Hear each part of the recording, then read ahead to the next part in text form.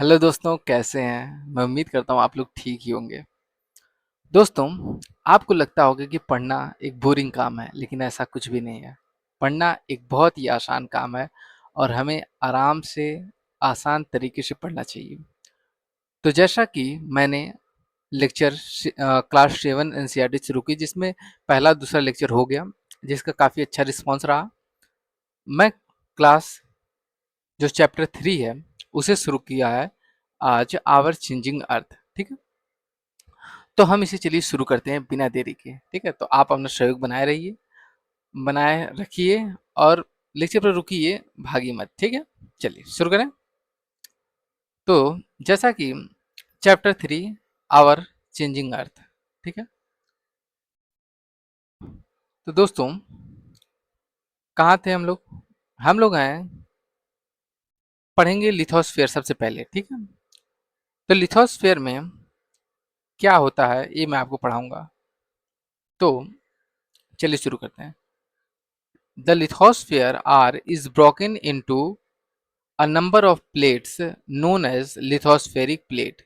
जो हमारी लिथोस्फेयर है वह नंबर ऑफ प्लेट्स में टूटी हुई होती हैं, तो उन्हें हम लिथोस्फेरिक प्लेट्स कहते हैं। इसका मतलब आप समझ लीजिए कि जैसे कि जो हमारी ये मान ली लिथोस्फेयर है, ठीक है, ये कई प्लेट्स में टूटी हुई हैं, तो इन प्लेट्स को हम क्या कहेंगे? लिथोस्फेरिक प्लेट्स कहेंगे। लिथोस्फेरिक प्लेट्स कहेंगे। क्या कहेंगे? Lithospheric plates. समझ आ गया? तो लिथोस्फेयर मैंने कल आपको बताया था। मान लीजिए यहाँ से हम इसको कर दें, ये हमारा अर्थ है। तो अर्थ के ऊपर ये जो प्लेट्स हैं, क्रस्ट जो है हमारी, तो एक क्रस्ट के ऊपर जो प्लेट्स हैं, ये हैं लिथोस्फेरिक प्लेट्स, जो जिनके शेप अलग अलग होते हैं। आपको नहीं समझ में आया होगा, चलिए फिर से मैं बताता हूँ आपको। ये हमारा अर्थ है, सर्कल।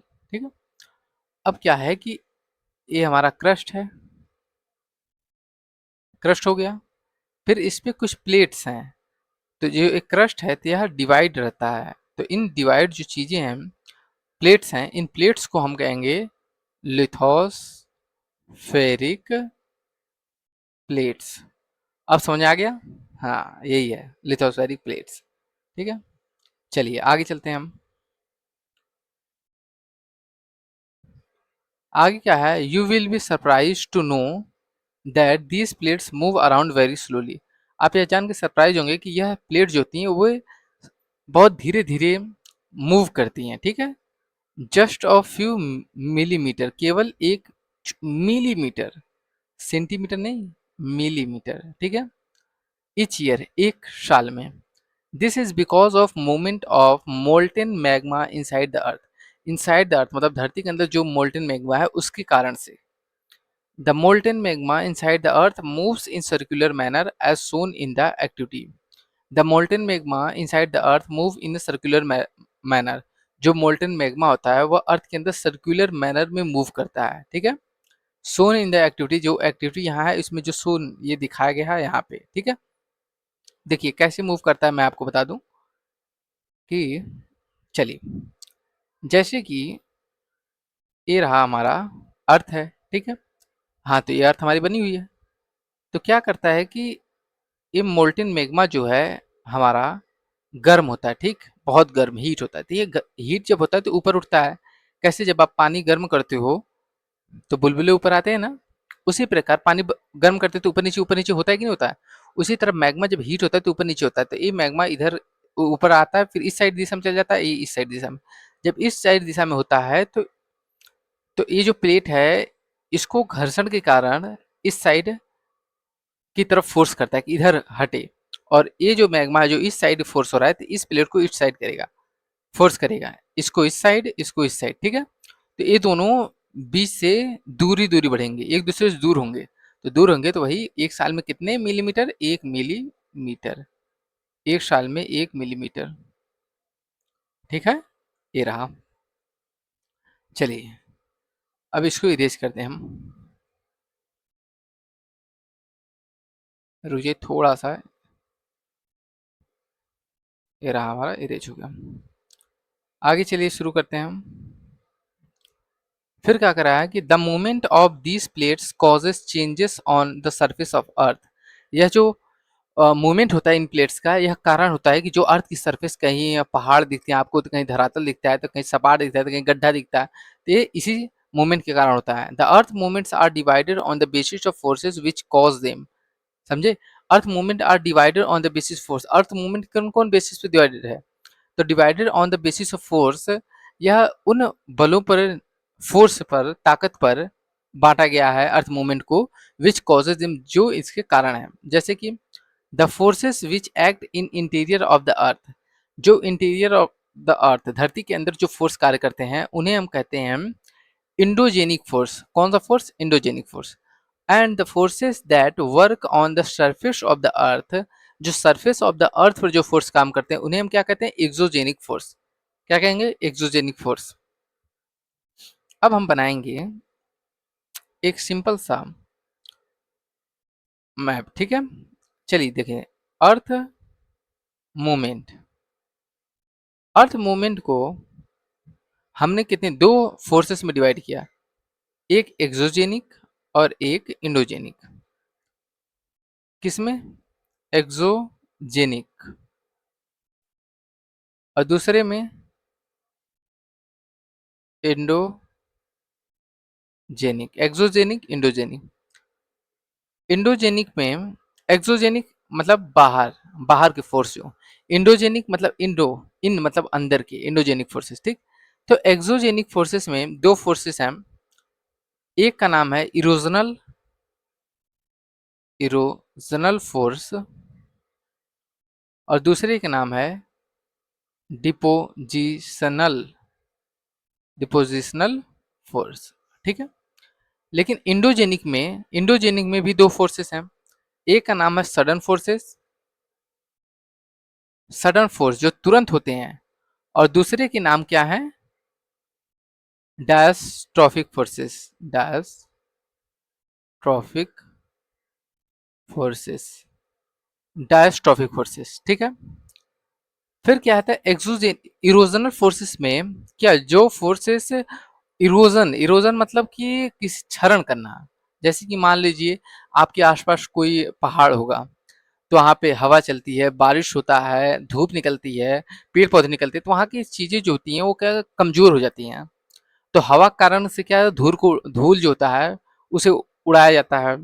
रेत, हवा में रेत होती है, तो रेत जो जाके टकराती है पहाड़ों से, तो वह उसे इरोजन करती है, काटती है, समझ रहे हैं? फिर जब नदियां कैसे बनती है? नदियां इरोजन के कारण ही बनती है। नदी प्रवाह कर रही है तो अपने किनारे को बहा ले जाएगी मट्टी को, तो वह इरोजन कहलाता है। समझ आया आपको? डिपोजिशन क्या कहलाता है? कि नदी क्या होती है कि जब जिस चीज को बहा के ले जाती है वह उसे कहीं ना कहीं जाके रोकती है, तो जहां पे ले जाके इस चीज को वह क्या करती है? जमा करती है, उसे हम क्या कहते हैं? उसे कहते हैं डिपोजिशन। समझ आया? आ गया होगा। चलिए, यहाँ तक हमारा हो गया। तो इरोजनल फोर्स, इरोजनल फोर्स में क्या कौन कौन से हैं, आइए हम जानते हैं। रिवर, और रिवर डिपोजिशनल फोर्स में भी है, डिपोजिट भी करता है रिवर। विंड, विंड इरोजन भी करता है और डिपोजिट भी करता है, दोनों है। सी वेव्स, सी वेव्स भी इरोजन करता है और डिपोजिट करता है, तो बीच से बनते हैं जिस पे आप घूमते हैं। समझा? फिर ग्लेशियर्स, ग्लेशियर, ग्लेशियर भी हैं। क्या है? ग्लेशियर्स, ग्लेशियर्स भी इरोजन करते हैं, और फिर हम जाके ग्लेशियर्स घूमते हैं, वहाँ पे लेक देखते हैं। तो ग्लेशियर कैसे इरोजन करते हैं? जो ग्लेशियर इरोजन करते हैं तो वहाँ पे गड्ढे बन जाते हैं पहाड़ों में, तो वहीं पे ग्लेशियर के जो होते हैं पिघल कर उनके पानी वहीं पे रुक जाते हैं, तो वही बनता है लेक। समझाया आपको? तो ग्लेशियर्स हो गए, डिपोजिशनल फोर्स हो गए हमारे। अब सडन फोर्सेस में कौन कौन से फोर्सेस हैं, चलिए आइए देखते हैं। सडन फोर्सेस, जो फोर्स तुरंत हो जाए, जो तुरंत होते हैं, उन्हें कहते हैं हम सडन फोर्सेस। जैसे कि अर्थ क्वेक, अर्थ क्विक हो गया, ठीक है? थोड़ा सा अपने चेहरे को मैं हटा दूं, ठीक ना, यहाँ से ऊपर कर दूं, ऊपर नहीं हो पा रहा है, इधर करूं, नहीं, रुको थोड़ा सा, क्योंकि यहाँ पे लिखा जाएगा ना ये, इसको छोटा कर देता हूँ, फिर लिख के फिर बड़ा कर देंगे। आओ, ठीक, अर्थ क्विक। तो अर्थ क्विक हो गया, वोल्केनो हो गया, ठीक, और लैंड स्लाइड्स हो गया। तो ये क्या है? ये सडन फोर्स है, मतलब अर्थक्वेक तुरंत आ जाएगा, वोल्केनो इरप्ट हो जाएगा, तुरंत होता है ये, और लैंडस्लाइड्स ये तुरंत हो जाते हैं, ये सडन फोर्सेस है। और डायस्ट्रॉफिक फोर्सेस जो फोर्सेस ऐसे फोर्सेस जो बहुत धीरे धीरे होते हैं, वर्षों में होते हैं, जैसे कि माउंटेन्स का बनना, या कौन सा फोर्स है, डायस्ट्रॉफिक फोर्स है। ठीक है, क्या बोलेंगे, formation of mountains, mountains, formation of mountains. तो यहां तक हो गया हमारा।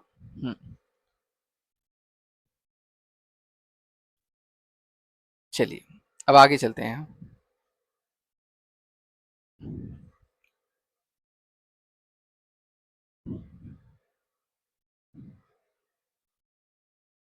ठीक है, आगे हम कहाँ पहुंचे।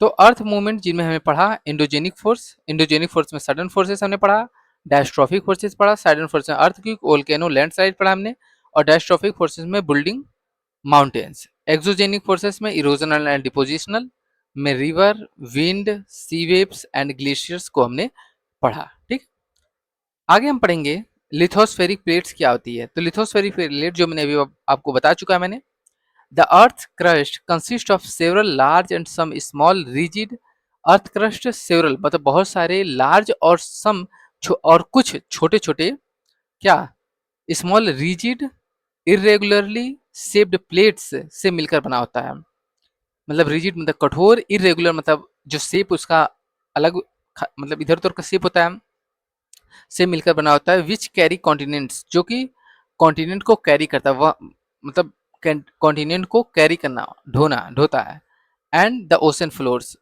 और ओशन फ्लोर्स को कैरी किए हुए है। तो उन फोर्सेस हमको कहेंगे, उनको हम कहेंगे लिथोस्फेरिक प्लेट्स। थोड़ा जस्ट एक मिनट, कॉल आ रहा था, जस्ट 1 मिनट। अभी कुछ अभी कुछ देर में कर लेना।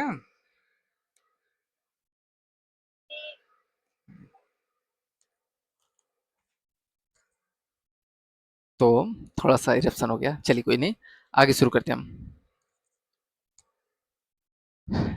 एवोल्यूशन ऑफ लैंडफॉर्म्स का evolution. Endogenic forces sometimes produce certain movements and the other times produce solo movements। Endogenic force जो होता है वह समटाइम्स प्रोड्यूस सडन, ठीक है, मतलब तुरंत कार्रवाई होती है, और समटाइम्स प्रोड्यूस सोलो मूवमेंट, और कुछ समय सोलो मूवमेंट होता है। तो सडन में क्या हो, अर्थक्वेक, वोल्केनो और लैंडस्लाइड, और स्लो में mountain formation. Sudden movement like earthquake, volcano causes mass destruction, destruction मतलब हानि, over the surface of the earth, surface के अर्थ पर मास डिस्ट्रक्शन करते हैं। अगला है, a volcano is vent opening in the earth crust. Volcano का जो वेंट होता है, ओपनिंग कहाँ होता है, अर्थ क्रस्ट पर ओपन होता है मुंह, through which molten material erupt suddenly, जिसके कारण मोल्टन मटेरियल जो होते हैं वह सडनली बाहर आ जाते हैं।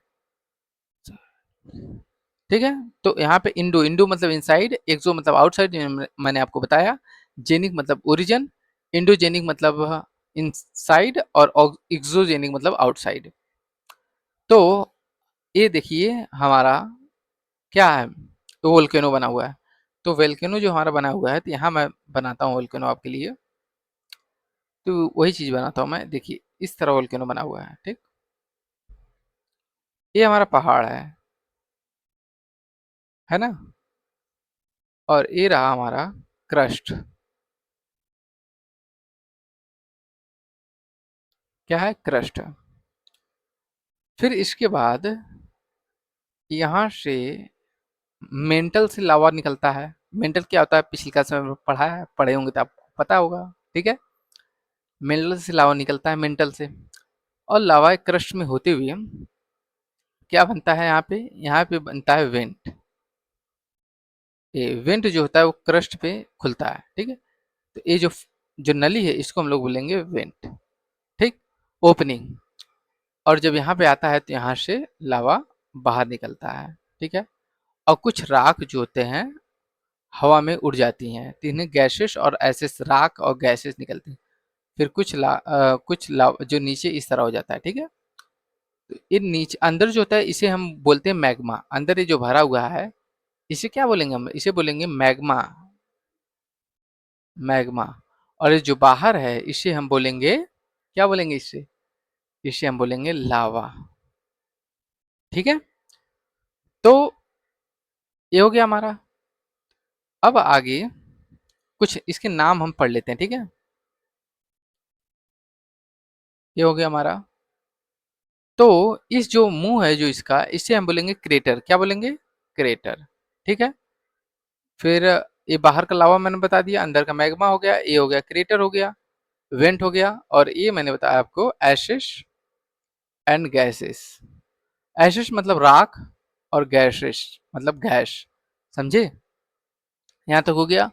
और ये हमने क्रस्ट, और इसके नीचे जो यहाँ से मैग्मा आ रहा है, ये नीचे की लेयर क्या है? ये मेंटल है। ठीक है, शायद मेंटल मैंने गलत लिख दिया, आपने चेक किया? नहीं, तो ये मेंटल इस तरह लिखाता है, MENTLE मेंटल। ठीक है, तो चलिए यहाँ तक हो गया हमारा। इसको इरेज करते हैं और आगे बढ़ते हैं। हाँ,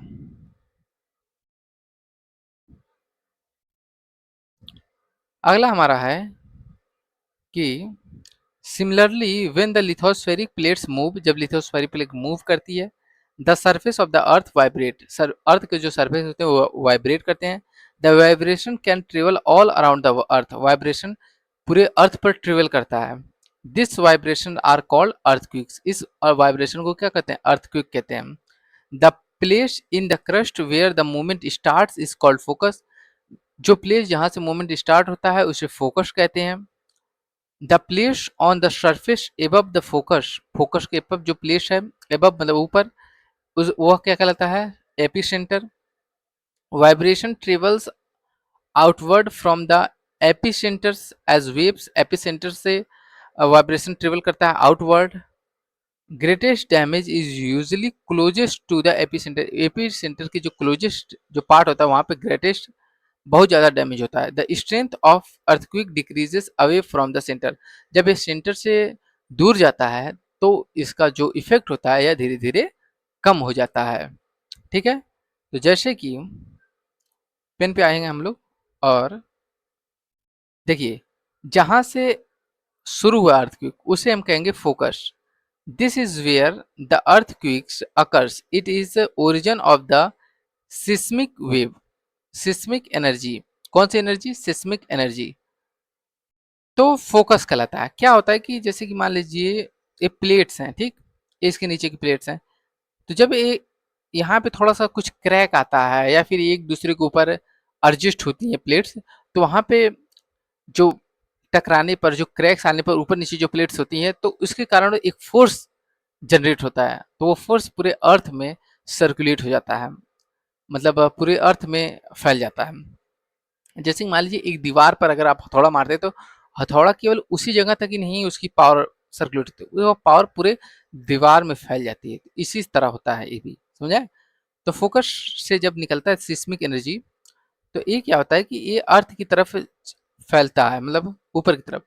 तो इस फोकस के जस्ट ऊपर, मतलब ये जो फोकस है इसके जस्ट ऊपर धरातल पर जो वेव पहुंचेगी, ये जहां पे है इसके जस्ट ऊपर, इसे कहते हैं एपी सेंटर।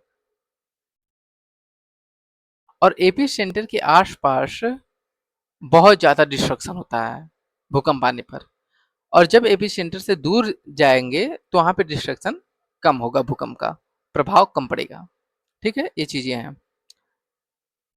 तो सिस्मिक वेव, यहाँ पर होगा seismic energy. Seismic waves are radiate out in all directions, मतलब सभी डायरेक्शंस में सिस्मिक वेव्स घूम जाती हैं। आइए आगे चलते हैं हम, इसकी इरेज कर लें पहले। तो यहाँ से there are three types of earthquake waves. Earthquake waves की कितनी वेव टाइप्स हैं? वेव्स की तीन टाइप है, पी वेव्स और लॉन्गिट्यूडनल वेव्स। पी वेव्स एक होगी, लॉन्गिट्यूडनल वेव्स दूसरा, S wave transverse wave, S wave transverse wave तीसरा, एल वेव्स और सरफेस वेव्स। एक एल वेव हो गई और सरफेस वेव्स हो गई। ठीक है, अब इनको हम आगे पढ़ेंगे, इन तीनों के बारे में। पी वेव्स क्या क्या होती हैं, ठीक है, लॉन्गिट्यूडिनल वेव्स। एस वेव्स क्या है, ट्रांसवर्स वेव्स। और एल वेव्स क्या है, सरफेस वेव्स। इन तीनों को मैं चाहूँ तो भी बता दूं आपको, लेकिन आपके लिए भी तो कुछ होमवर्क होना चाहिए, इसलिए आप इसके बारे में जानकारी इकट्ठा करें।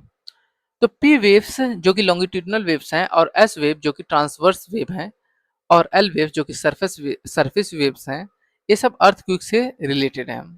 ठीक है, आगे चलिए, ये चैप्टर हमारा खत्म हुआ। तो अर्थक्वेक में कितने प्रकार की वेव्स होती हैं, एक पी वेव्स, सरफेस वेव्स और एस वेव्स। पी वेव्स को लॉन्गिट्यूडिनल कहते हैं, एस वेव्स को ट्रांसवर्स कहते हैं, और एल वेव्स को सरफेस वेव्स कहते हैं। ठीक है, आगे हम पढ़ेंगे, ये रहा।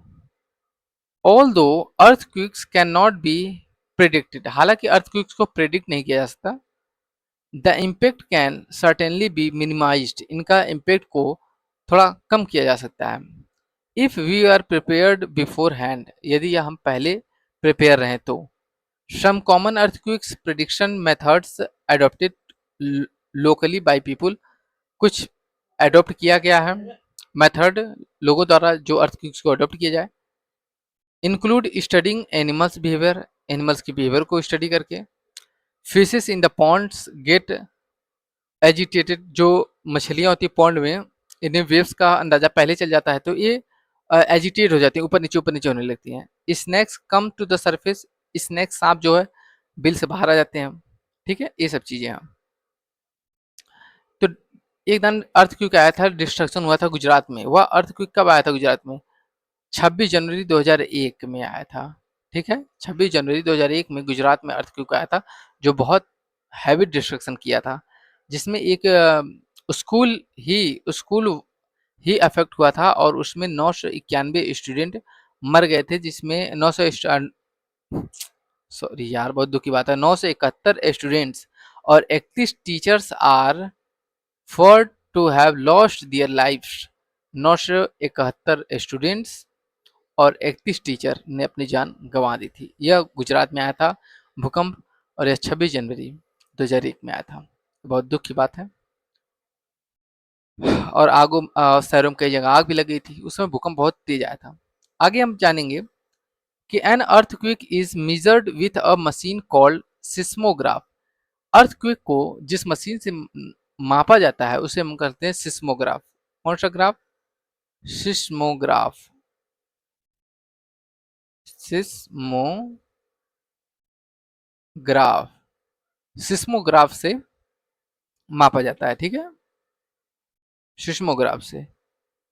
Earthquake is measured on the Richter scale, और अर्थक्वेक को रिएक्टर स्केल पे मापा जाता है। जिस मशीन से मापा जाता है उस मशीन का नाम सिस्मोग्राफ है। ठीक है,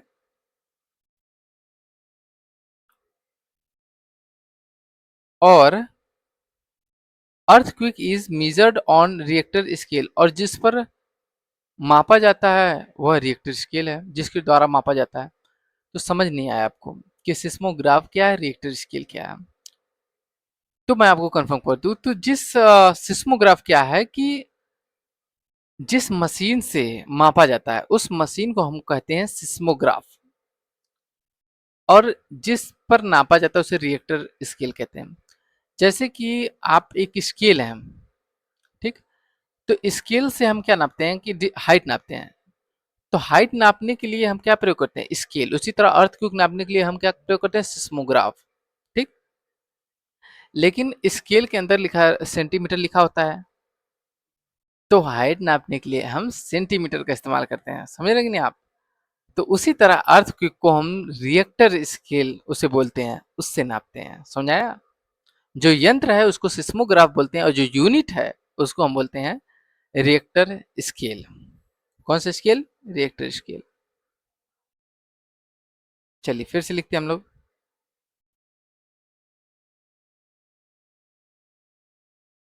ठीक है, सिस्मोग्राफ, यह किसका नाम है, यह मशीन का नाम है। और जो यूनिट है रिएक्टर स्केल, यह क्या है, यह यूनिट है। कैसे? जैसे कि जैसे कि हाइट को नापते हैं हम स्केल से, और जो यूनिट है स्केल क्या होती है, ये है स्केल, लेकिन इसमें छोटे छोटे छोटे सेंटीमीटर के बने होते हैं ना, ये मिलीमीटर फिर सेंटीमीटर होते हैं। तो ये जो होता है, ये सेंटीमीटर जो है यह यूनिट है, समझाया? तो इस यूनिट जो है, तो उसे उससे भी हाइट हम नापते हैं।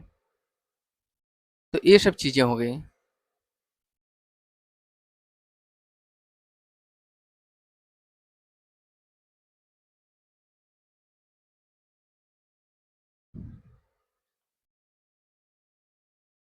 ठीक है, तो ये क्या हो गया, थोड़ा चेक कर लें ऑडियो।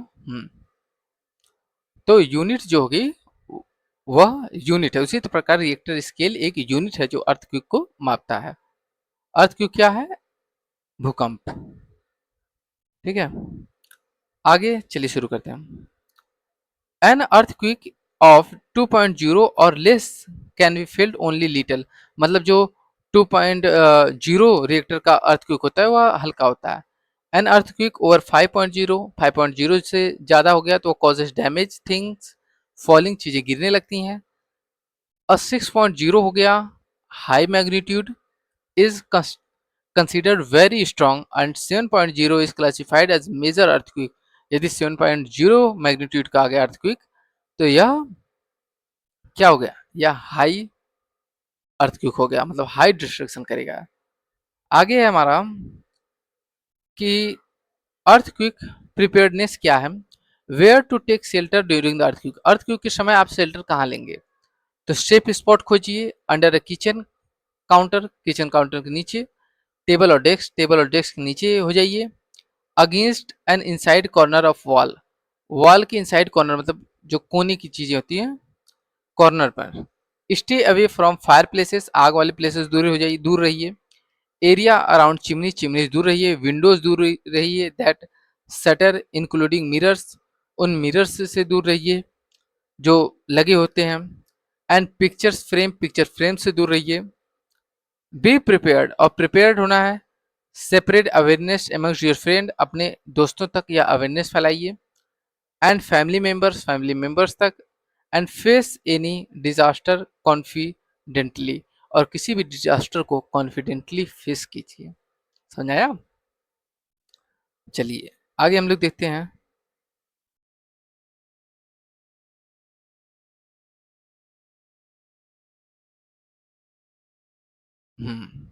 Major land forms. अब हमारा टॉपिक है मेजर लैंड फॉर्म्स, ठीक है। तो मेजर लैंड फॉर्म्स में हम पढ़ेंगे, चलिए। The landscape is being continuously worn away by two process। The landscape is being continuously worn away by two process, मतलब वर्न अवे मतलब इसका क्षरण करना दो तरीके से होता है। एक वेदरिंग एंड इरोजन, वेदरिंग द्वारा और इरोजन द्वारा। वेदरिंग क्या है, जैसे कि गर्मी हो गई, सर्दी हो गई, बरसात हो गया, ये सब वेदर है, इनके कारण। और इरोजन मतलब जैसे एयर के द्वारा, वाटर के द्वारा, ये सब इरोजन के कारण, और एनिमल्स के द्वारा इरोजन होता है। Weathering is the breaking up of the rock on the earth surface, earth surface पे वेदरिंग क्या होता है, रॉक्स को तोड़ता है। And erosion is the wearing away of the landscape by different agents like water, wind and ice। और erosion is wearing away मतलब erosion जो होता है वह क्षरण कैसे करता है, वह लैंडस्केप को बाय डिफरेंट एजेंट्स, जैसे कि वाटर हो गया, विंड हो गया, ग्लेशियर हो गया, ये सब चीजों द्वारा, आइस द्वारा। ठीक, the eroded material is carried away और transported by water, wind.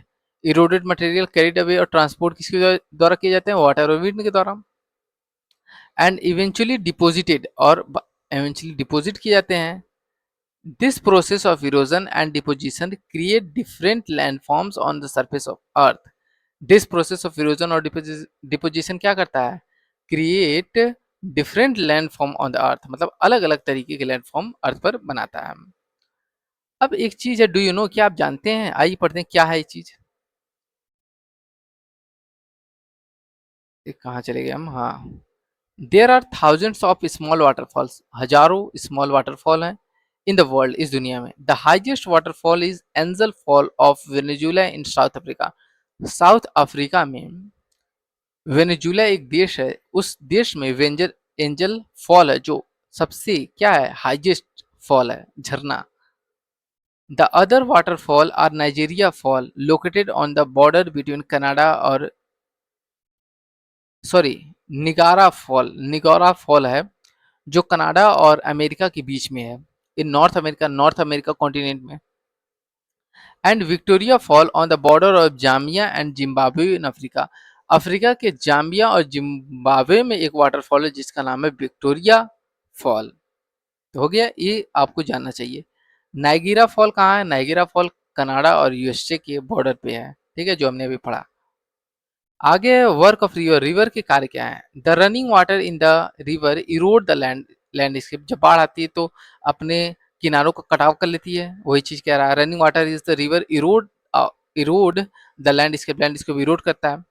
When the river tumbles tumbles at steep angles, जब स्टीप एंगल्स पे ट्रम्बल मतलब ढलकती है, मतलब गिरती है, over very hard rocks, very hard मतलब कठोर पत्थर पर, और डाउन और स्वीप वैली, और स्वीप वैली से डाउन होती है नीचे की तरफ, side valley side, it forms a waterfall, यह वाटरफॉल बनाती है। क्या होता है कि hard rock, soft rock undercut by power of the water.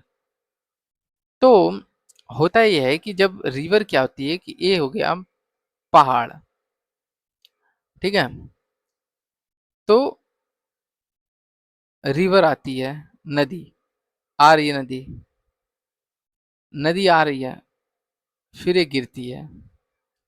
क्या होता है, जो कठोर रॉक होता है ये आगे ही रह जाता है, और जो सॉफ्ट रॉक होता है उसे ये काट देती है। तो सॉफ्ट रॉक जब ये काटती है तो ये इधर अंदर की तरफ गड्ढे हो जाते हैं, फिर इस तरह हो जाता है। फिर ये ऐसे ऐसे रिवर गिरती है, नदी, लेकिन इधर जो स्पेस बच जाता है यहाँ सॉफ्ट रॉक हुआ करते हैं, और उन्हीं सॉफ्ट रॉक को यह रिवर जो है वह काट देती है। क्या करती है, सॉफ्ट रॉक को काट देती है, और वही सॉफ्ट रॉक जो होते हैं, ठीक है, अब ये इस तरह हो जाते हैं।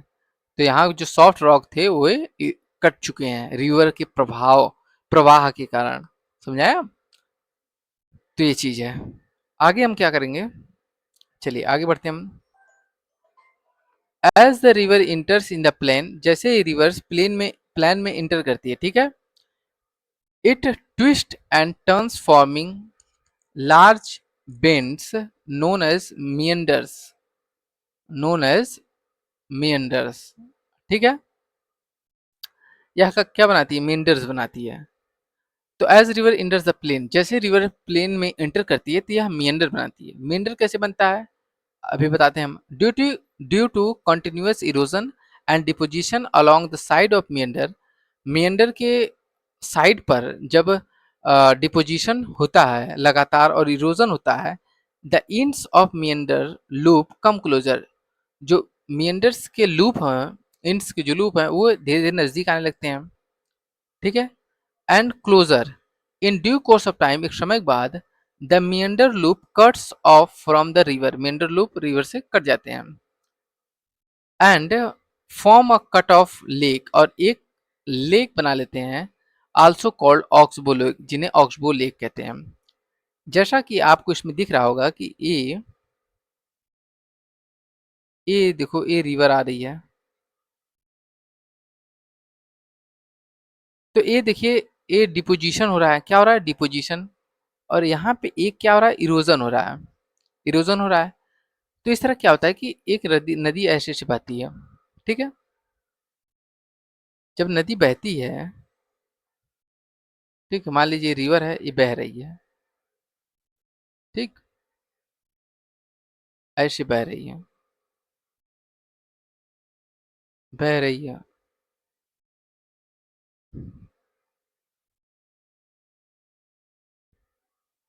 ठीक है। तो बहती है तो क्या होता है कि एक ओर यह कटाव करती है और यह एक ओर यह जमाव करती है, मतलब एक ओर यह डिपोजिशन करती है और एक ओर यह क्या करती है, इरोजन करती है। तो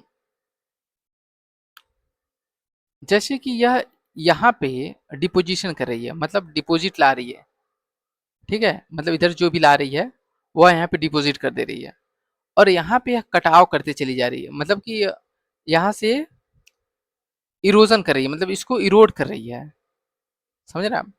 जब इसको इरोड कर रही है तो रिवर क्या हो रही है ना कि ये इरोड करेगी, क्या होगी, तो आगे बढ़ेगी। तो ये रिवर बहते बहते एक समय आया कि रिवर यहाँ से बहने लगी ऐसे, समझाया आपको? मतलब कि अब क्या है कि जो रिवर यहाँ से बहती थी, अब वो रिवर इस जगह को छोड़कर अब इधर से बहने लगी और वो इधर आ गई कटाव करते करते। तो ये जो डिपोजिशन है, तो यहाँ पे पानी कुछ रुकेगा, भाई जमा हो तो यहाँ कुछ न कुछ पानी रहेगा ही। तो ये अब एक लेक बन जाएगा सेपरेट होके, और उसी लेक को हम लोग क्या कहेंगे, ऑक्सबो लेक कहेंगे, ऑक्सबो लेक कहेंगे, LAKE लेक, ऑक्सबो लेक, समझे? चलिए आगे देखते हैं। वही चीज है, देखिए यहाँ पे वही चीज है, ये रहा, ये रिवर है, देख लीजिए। तो ये क्या हुआ कि डिपोजिशन होते होते इधर एक और डिपोजिशन कर रही थी, फिर एक और कटाव करती, जब कटाव करती गई तो क्या हुआ कि रुकिए पेन बदलने दीजिए। क्या हुआ कि जब कटाव की तो इसका पहले यहाँ से बहती थी, फिर कटाव की तो इधर पीछे होने लगी होने लगी होने लगी, अब यहाँ से बहने लगी, तो ये चीज छूट गया, तो वही बन गया ऑक्सबो लेक।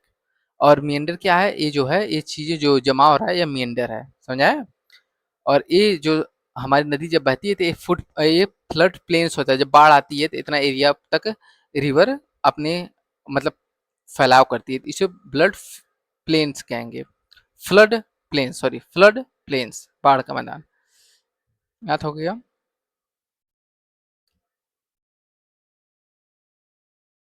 अब आगे आते हैं, आगे हम पढ़ेंगे यहाँ से, at time the river overflow it banks, एक बैंक से अपने एक समय पर रिवर ओवरफ्लो हो जाती है, this leads to the flooding, यह बाढ़ को मतलब नियंत्रण देता है, of the neighbouring areas, neighbouring areas मतलब अपने जो नेबरिंग एरियाज जो अपने एरियाज हैं, मतलब अपने नेबरिंग एरियाज जो हैं, ठीक है, वहाँ पे एज इट्स फ्लड्स, जैसे ही बाढ़, क्या नाम है, बाढ़ आती है, it deposits layers of the fine soil and other material called sediments along it's banks. तो बाढ़ आती है तो क्या होता है कि जो इरोजन होता है, तो उसके बाद जो रिवर लेके आती है, ठीक है, सॉइल लेके आती है, तो वह क्या करती है कि उन सेडिमेंट्स को वह एक जगह मतलब इकट्ठा करने लगती है, जिसपे हम खेती करते हैं, तो समझ आया आपको? तो वह तो धीरे धीरे जब सेडिमेंट्स इकट्ठा करती है तो वह एक बैंक्स बन जाता है, बैंक्स जो किनारा बोलते हैं, तो वह किनारा बनता है, उसी तरह बनता है, ठीक है। तो वही कह रहा है इसमें, this leads through the formation of flat fertile flood plains, यह फॉर्मेशन मतलब लीड्स मतलब बनाता है क्या, flood plain, fertile flood plain बनाता है, बाढ़ का area. The raised banks are called levees, मतलब यह उठे हुए जो बैंक्स होते हैं, किनारे होते हैं, यह क्या लेवीज कहलाते हैं, आप देखे होंगे levees. As the river approach the sea, जैसे रिवर सी को अप्रोच करती है, the speed of the flowing water decreases and, मतलब जैसे ही रिवर सी के पास पहुंचती है तो इसका जो स्पीड होता है यह कम हो जाता है। क्यों कम हो जाता है? क्योंकि जब यह पहाड़ों से आती है तो पहाड़ों में ढलान होती है तो स्पीड इसकी तेज होती है, फिर यह समतल एरिया में आती है, समतल एरिया में इसका स्पीड हम धीरे धीरे स्लो होते होते जब यह समुद्र से मिलने जाती है सी से, इसकी स्पीड बहुत ज़्यादा स्लो हो जाती है और फिर यह डेल्टा बनाते हुए एंड हो जाती है, ठीक है। इसके बाद अगली स्लाइड में हम चलते हैं, rivers begins to break up into number of streams, ठीक है, तो यह नंबर ऑफ स्ट्रीम से रिवर काफी नंबर ऑफ स्ट्रीम धाराएं इसमें बना लेती है, कॉल्ड डिस्ट्रीब्यूटरीज, जिसे डिस्ट्रीब्यूटरीज कहते हैं। The river become so slow that it it begins to deposit its load, जब रिवर स्लो हो जाती है तो अपने डिपॉजिट्स को वहीं पे रख देती है लोड को। इस distributary forms its own mouth, हर डिस्ट्रीब्यूटरी अपनी खुद की माउथ बनाती है। The collection of sediments form all the mouths form a delta, जो कलेक्शन ऑफ सेडिमेंट्स है वह क्या बनाता है, वह डेल्टा बनाते हैं। समझा आपको? तो आपको मैं बता देता हूँ इसमें। देखिए क्या होता है कि जब रिवर आती है इस तरह, ठीक है, तो जब यह अर्थ सी के पास से मिलने जाती है तो इसमें कई डिस्ट्रीब्यूटिव बनती है इस तरह। फिर जब इसकी रफ्तार स्लो हो जाती है तो यहाँ पे क्या है, सेडिमेंट्स को यहीं पे रोकने लगती है, तो यहाँ पे टीले बन जाते हैं छोटे छोटे छोटे छोटे मट्टी के। तो फिर यह सी में इंटर हो जाती है, तो यह सी में इंटर स्लो होके सी में इंटर हो जाती है, ठीक है। तो यह क्या बनाता है, इस तरह ये डेल्टा बनाते हुए सी में इंटर हो जाती है। आगे क्या है कि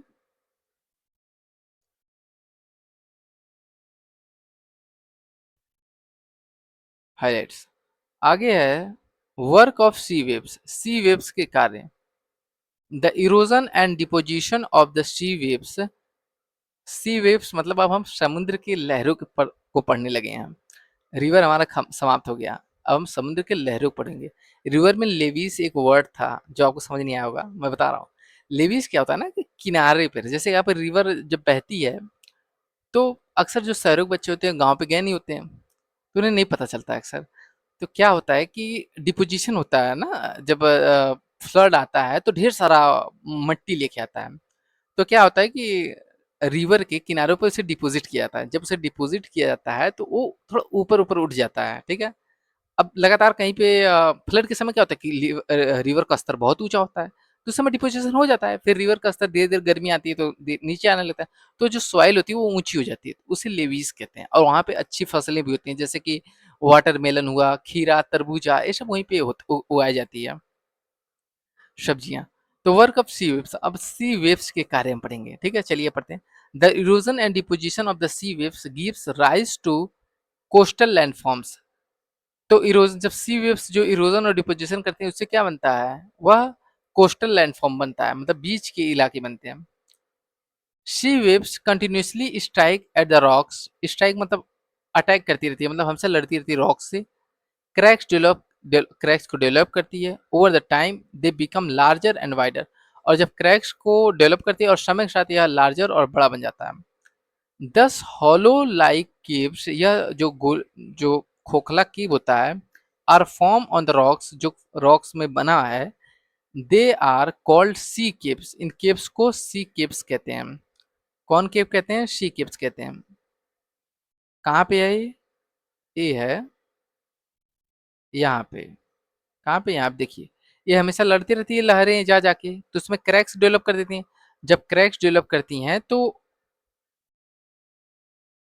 क्या होता है कि जब क्रैक्स डेवलप कर दी, तो क्रैक्स डेवलप कर दी तो ये रहा एरिया, ठीक है।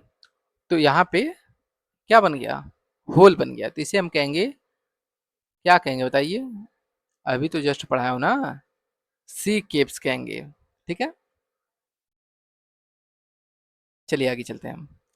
फिर आगे है एज देयर, जस्ट एक minute, as their cavities become bigger and bigger, only the roof of the caves remain, thus forming sea arcs.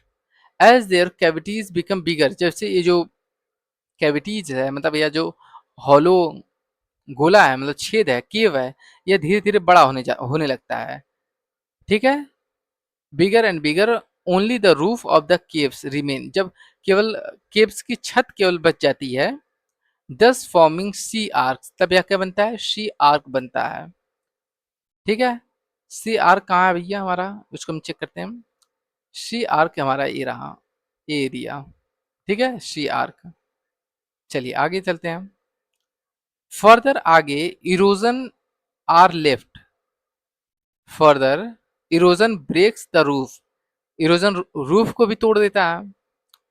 And only walls are left, केवल दीवारें बचती हैं। उसके बाद क्या होता है, these walls like feature are called stacks, यह वॉल फीचर क्या कहते हैं, स्टेक्स कहलाते हैं। द स्टीप रॉकी कोस्ट, जो स्टीप रॉकी कोस्ट होता है, ढालदार जो रॉकी कोस्ट है, किनारे हैं, rising almost vertically above sea water are called sea cliff. जो रॉकी सी कोस्ट होते हैं ना, एक एक आप सी कोस्ट देखे होंगे इमेज में, वह रॉकी होते हैं, मतलब इस तरह होते हैं।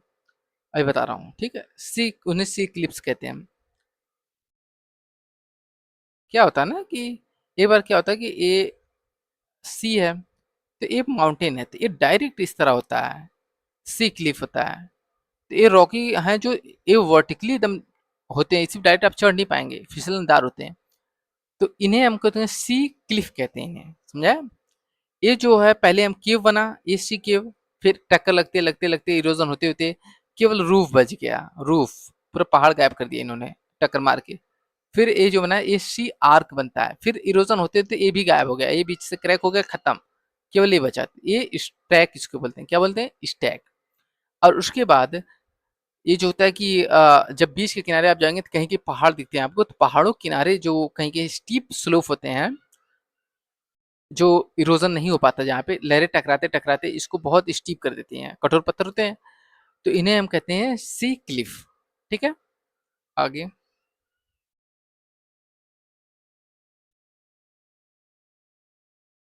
आगे चलते हैं। The sea waves deposit sediments, sea wave sediments को डिपोजिट करता है along the shore forming bridge. तो सी वेव सेडिमेंट्स को पूरे शोर मतलब किनारों पर डिपोजिट करता है, तो क्या बनता है? सी बीच बनता है। अब हम पढ़ेंगे वर्क ऑफ आइस, आइस के कार्य। Glaciers are rivers of ice, glacier क्या है? आइस, बर्फ के नदियां हैं। Which to erode the landscape by bulldozing soil, यह भी सॉइल इरोजन करते हैं। बुलडोजिंग सॉइल, सॉइल को हटाकर, ठीक है। And stones to expose the solid rocks below, यह सॉइल को और स्टोन्स को एक्सपोज करके, मतलब उनको क्रैक करके, घसीट घसीट के, घर्षण पैदा करके, हटा के सॉलिड रॉक्स को बिलो ग्लेशियर, ग्लेशियर केव्स, मतलब जो ग्लेशियर केव हैं। चलिए फिर से पढ़ते हैं इसको, थोड़ा सा कंफ्यूजन हो गया। इरेज करें, यहाँ से हमने इसको इरेज किया, फिर से हम शुरू करेंगे इसको। क्या कर रहा है? Glacier are rivers of the ice, glacier नदी, रिवर्स ऑफ आइस मतलब बर्फ की नदियां हैं। Which to erode the landscape, जो भी लैंडस्केप की इरोज करती है। बाई बुलडोजिंग सॉइल, सॉइल को बुलडोज करके, मतलब सॉइल को कमजोर करके, एंड स्टोन, स्टोन को कमजोर करके, to expose the solid rock, solid rock को एक्सपोज करके, तोड़कर, बिलो और नीचे गिरा देती हैं। Glacier caves out deep hollows there, glacier caves out deep hollows मतलब ग्लेशियर केव जो होती हैं, तो आप डीप हॉलो मतलब ग्लेशियर्स में जब जाएंगे आप, तो कहीं कहीं बड़ा बड़ा डीप गड्ढा होगा, आपको गड्ढा दिखाई देगा, ठीक है। और डीप हॉलो देयर, वहाँ गड्ढे गड्ढे होते हैं, ठीक है। एज द आइस मिल्ट, जैसे आइस पिघलती है, they get filled up with water and become beautiful lakes. मैंने क्या बताया था कि ग्लेशियर भी इरोजन करते हैं, वह क्या करते हैं? वह मिट्टी को कमजोर करते हैं, पहाड़ों को कमजोर करते हैं, पत्थरों को, उसके बाद उसको इरोड कर देते हैं। जब ग्लेशियर ब्लास्ट होता है तो वो नीचे की तरफ आता है, तो इरोजन करता है, तो क्या हॉलो मतलब गड्ढे बना देते हैं, तो गड्ढे बना देते हैं, तो फिर बारिश मतलब बर्फ पिघलती है, तो पानी वाटर जो होता है उन गड्ढों में जाके रुकता है, तो वह क्या बनता है? एक लेक बनती है, ब्यूटीफुल लेक। तो उन्हें ग्लेशियर्स में कहा जाता है यह लेक बनी है। Beautiful lakes in the mountains, mountains में लेक बन जाती है। The material carried by the glaciers such as rocks, big and small, sand and स्किल गेट्स डिपोजिटेड। जो मटेरियल्स ग्लेशियर द्वारा,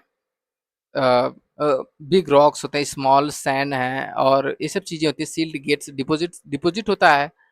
these deposits form glacier moraines, और यह जो डिपोजिट होते हैं यह क्या बनाते हैं? यह ग्लेशियर मोरेन्स बनाते हैं, ठीक है। आगे हम पढ़ेंगे वर्क ऑफ विंड, हवा के कार्य, work of wind. Have you ever visited a desert, क्या आपने कभी डिजर्ट घूमा है? Try to collect some pictures of sand dunes, sand dunes की कुछ पिक्चर कलेक्ट करने की कोशिश कीजिए। An active agent of erosion and deposition in the desert is wind, desert में एक एक्टिव एजेंट होता है इरोजन और डिपोजिशन को, क्या है? विंड है, हवा है। In deserts you can see rocks in shape of mushroom. Mushroom के शेप का आपको रॉक देखने को मिलेगा डिजर्ट्स में, कॉमनली कॉल्ड मशरूम रॉक, जिसे मशरूम रॉक कहा जाता है। Wind erode and lower section of rocks more than the upper part. तो wind erode the lower section of the rock, wind जो लोअर सेक्शन ऑफ रॉक को ज्यादा erode कर देती है कंपेयर देन अपर पार्ट की। Therefore such rocks have narrower base and wider top, जिनके base narrow होते हैं और टॉप वाइडर होते हैं। व्हेन द विंड ब्लो, जब हवा बहती है, it lift and transport sand from one place to another, जब हवा बहती है तो यह सैंड को एक प्लेस उठाती है और दूसरे प्लेस पर लेके जाके डिपोजिट कर देती है। व्हेन इट स्टॉप ब्लोइंग, जब यह बहना बंद होती है, sand falls and get deposit in the low hill. और सैंड जब हवा बहना बंद कर देती है, सैंड क्या होती है, वह डिपोजिट होना शुरू कर जाती है, हो जाती है जब हवा स्लो होती है। लाइक स्ट्रक्चर्स, और उसके बाद जो लो हिल्स पर सैंड डिपोजिट होती है तो वह जो स्ट्रक्चर बनता है, this are called sand dunes, वह स्ट्रक्चर सैंड ड्यून्स कहलाता है। जो आपको ये दिख रहा है ना, वह सैंड ड्यून्स है। When the grains of sand are very fine and light, जब ग्रेन्स ऑफ सैंड बहुत हल्के और फाइन होते हैं, the wind can carry it over very long distance, या बहुत लंबे दूरी तक डिस्टेंस तक तय करती है जब सैंड के ग्रेन बहुत हल्के और फाइन होते हैं। When such sand is deposited in the large area, deposited in the large area, जब इस प्रकार के सैंड को डिपोजिट लंबे एरिया में किया जाता है, इट इज कॉल्ड लॉसेस, या क्या कहलाते हैं, लॉसेस कहलाते हैं। Large deposit of losses is found in China, और यह लार्ज डिपोजिट ऑफ लॉसेस कहाँ पाए जाते हैं, चाइना में पाए जाते हैं। अब हमने पढ़ा मशरूम रॉक। तो मशरूम रॉक कैसा होता है ये भी तो पता होना चाहिए आपको। क्या होता है कि एक चट्टान होती है इस तरह, तो ऊपर हार्ड रॉक होती है, हार्ड रॉक, और नीचे सॉफ्ट रॉक, सॉफ्ट रॉक।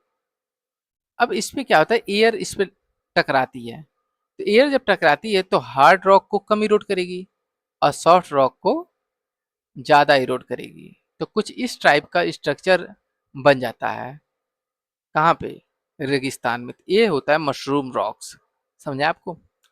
और जब रेत लंबी दूरी तक तय करती है तो इस तरह का जो स्ट्रक्चर बन जाता है, डिपॉजिट करती है।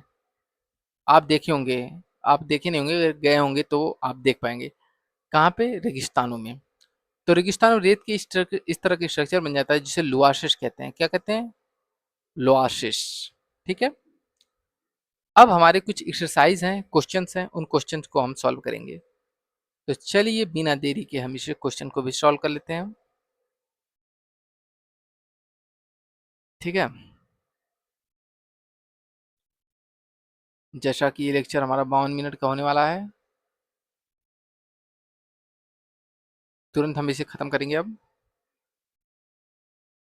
आइए, why do the plates move, plates क्यों मूव करते हैं, क्योंकि जो मोल्टेन मैग्मा होता है वह मूव करता है interior of the earth, earth के अंदर।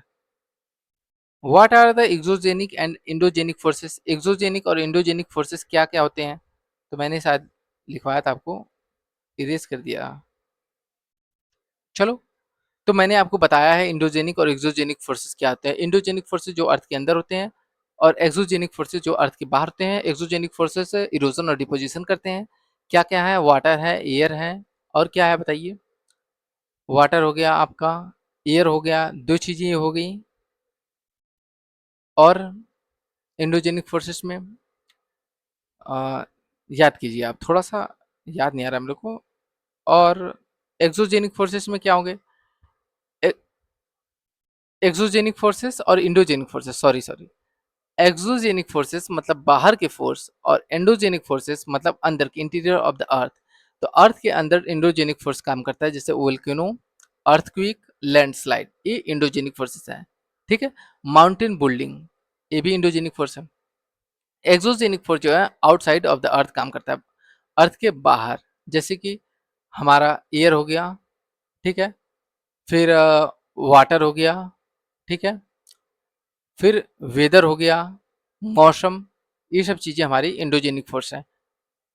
नहीं नहीं सॉरी, एक्सोजेनिक फोर्स है। ठीक है, अरे यार रुको लिखते हैं, नहीं तो कंफ्यूज हो जाएंगे आप, और मैं भी कंफ्यूज हो जा रहा हूँ। जस्ट एक मिनट। ठीक है। आइए, देखो एक हो गया एक्सोजेनिक फोर्स, ठीक है, एक हो गया इंडोजेनिक फोर्स। इंडो और एक्सो, एक्सो मतलब आउटसाइड द अर्थ, आउटसाइड में एयर वर्क करता है, वाटर वर्क करता है, वेदर वर्क करता है। इंडोजेनिक में अर्थ क्विक हो गया,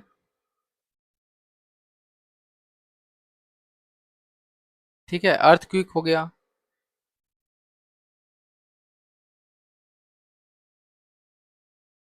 रुकिए थोड़ा सा, हम्म, अर्थ क्विक, इस तरह। वोल्केनो हो गया, ठीक है। फिर आपका तीसरा माउंटेन बिल्डिंग हो गया। ये एंडोजेनिक फोर्स है, तो अर्थ के अंदर काम करते हैं, ठीक है। और एक्सोजेनिक फोर्स अर्थ के बाहर, जैसे एयर, वाटर, वेदर, ये सब एक्सोजेनिक फोर्सेस होते हैं जो अर्थ के बाहर काम करते हैं, ठीक है। आगे है हमारा, ये सब मैंने पढ़ाया है, हाँ।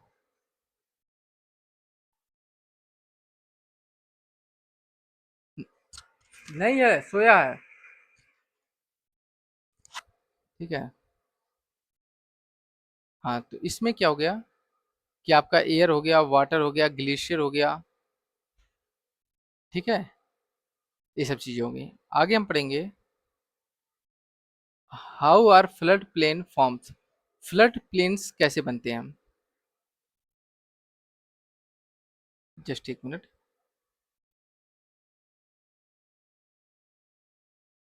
How are flood plains form, flood plains कैसे बनते हैं। फ्लड्स प्लेन बनते हैं जैसे कि जब बाढ़ आती है तो ढेर सारी मिट्टी लेके आती है, मिट्टी को जब पानी इसका स्लो होता है तो डिपॉजिट करती है, जब डिपॉजिट करती है तो फ्लड प्लेन्स बनते हैं, ठीक है। आगे है हमारा what are the sand dunes, sand dunes क्या है। जैसे कि जब एयर चलती है तो क्या करती है, रेगिस्तान में यह रेत लेके आती है, छोटे छोटे फाइन्स कण होते हैं। फिर उस रेत को, कणों को यह उड़ाती है, उड़ा के एक स्थान से दूसरे स्थान ले जाती है। फिर जब हवा स्लो होती है तो वह रेत के जो कण होते हैं वह डिपॉजिट होते हैं, धीरे धीरे डिपॉजिट होते हैं, तो वह क्या कहते हैं, सैंड ड्यून्स बनाते हैं, ठीक है। आगे क्या है, how are beaches form, beaches कैसे फॉर्म बनती है।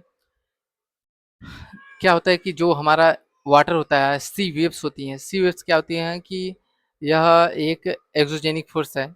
और सी वेव्स जब माउंटेन से टकराती हैं तो यह इरोजन करती हैं, इरोजन करने के बाद यह अम, जो डिपॉजिट होता है उसको अब इस किनारे पर डिपॉजिट, इरोजन के बाद जो कण होते हैं, जो स्टोन्स होते हैं, उन सैंड्स होती हैं, उनको डिपॉजिट करते हैं किसके बैंक्स पर, मतलब किनारों पर, तो क्या बनता है, बीच बनते हैं, ठीक है। व्हाट आर ऑक्सबो लेक्स, तो ऑक्सबो लेक्स मैंने बहुत अच्छे तरीके से बताया है। तो ऐसे रिवर ऐसे ऐसे ऐसे बनती है, ठीक है।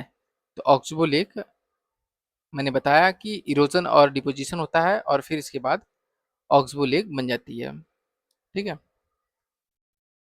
ये सब चीज़ें हो गई। तो सब चीज़ों को मैंने बेहतर तरीके से आपको पढ़ा दिया है। इसमें कोई भी दिक्कत आए तो आप कमेंट ज़रूर कीजिएगा, मैं आपको अ, फिर से इस लेक्चर को पढ़ा दूँगा। तो कोई बात नहीं, अभी थोड़ा-सा इश्यू हो गया था। कई लोग आ रहे थे बीच-बीच में तो थोड़ा ध्यान हट रहा था। तो हम एंडोजेनिक और एक्सोजेनिक फोर्सेस के बारे में बात कर रहे थे जिसमें मैं भी थोड़ा-सा कन्फ्यूज़ हो गया था। तो एंडोजेनिक मतलब धरती के अंदर और एक्सोजेनिक मतलब अर्थ के बाहर। एक्सोजेनिक फोर्सेस में आपका एयर हो गया, वाटर हो गया, ग्लेशियर हो गया, सी वेव्स हो गए, ठीक है। और एक्सोजेनिक हो गया हमारा। एंडोजेनिक में अर्थक्वेक हो गया, वोल्केनो हो गया, लैंडस्लाइड्स हो गया, माउंटेन बिल्डिंग, ये एंडोजेनिक है, ठीक है। और हमने पढ़ा ऑक्सबो लेक कैसे बनता है, मैंने भी पीछे बताया ही था आपको, वहाँ पे आप जाके देख लीजिएगा। इसमें थोड़ा-सा लेक करने लगता है ना, ये देखिए लेक कर रहा है ये। ऑक्सबो लेक, यहाँ से इरोजन होगा, ठीक, इधर से यहाँ पे डिपोजिशन होगा और इधर इरोजन होगा, तो जिधर इरोजन होता है नदी उधर उधर साइड में ही होने लगती है। तो क्या होता है कि मान लीजिए नदी यहाँ से बह रही है, तो इस साइड जब इरोजन हो रहा है तो नदी इधर इस साइड इरोजन हो रहा है, तो नदी अपनी दिशा इधर करती जा रही है, तो ये जो एरिया बच रहा है तो ये नदी से सेपरेट हो जाता है, तो ये बन जाता है ऑक्सबो लेक। ठीक है, यहाँ तक हो गया। और करेक्ट आंसर पे आप टिक कर लीजिएगा, ये आपका होमवर्क है। तो शायद अब लेक्चर हमारा खत्म होता है। ठीक है, हमेशा की तरह थैंक्स फॉर वाचिंग। ठीक है, लाइक एंड सब्सक्राइब। जय हिंद। मिलते हैं नेक्स्ट वीडियो में। धन्यवाद।